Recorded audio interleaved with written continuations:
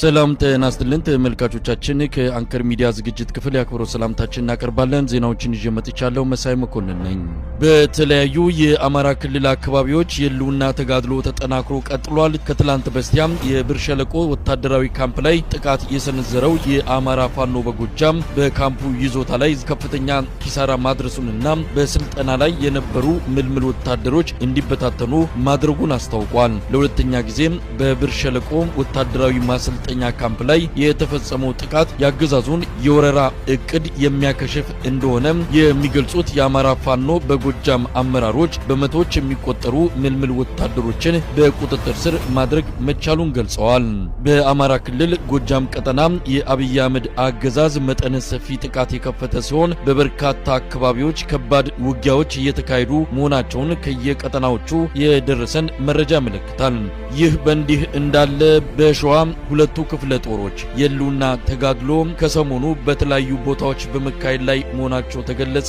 የአማራ ፋኖ ሸዋ ጠቅላይ ግዛት እዝ ከሰሞኑ የሸዋ ሮቢቱ ኦፕሬሽን በኋላ በርካታ አውደ ውጊያዎች ማድረጉን አስታውቋል። የእዙ ቃል አቀባይ ሻለቃ አበበ ሙላት ለአንከር ሚዲያ እንደገለጸው የአገዛዙን ወታደራዊ አቅም በከፍተኛ ደረጃ ያዳከሙ ጥቃቶች ባለፉት 2 ቀናት ተፈጽመዋል።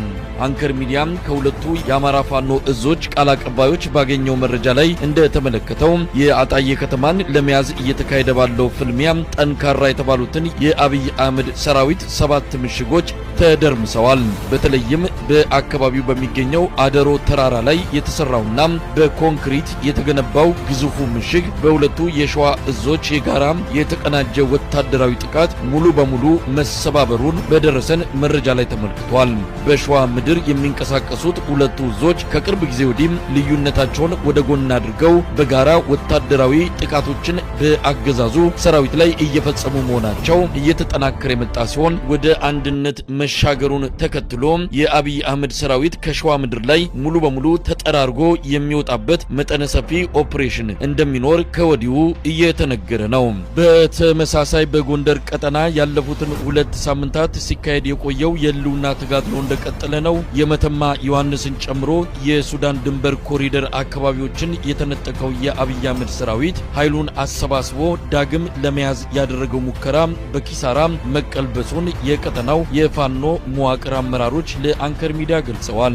የተለያዩ የፋኖ ብርጌዶች በተቀናጀ ሁኔታ በወሰዱት የመልሰው ማጥቃት እርምጃ ከገንዳዋ በስተቀር ካሉት የምዕራብ ጎንደር አካባቢዎች ያገዛዙን ሰራዊት ማስወገድ መቻሉ ተመልክቷል። በደቡብ ጎንደር እብናትም ለ4 ተከታታይ ቀናት በተደረገው ውጊያ በአገዛዙ ሰራዊት ላይ ከባድ ኪሳራ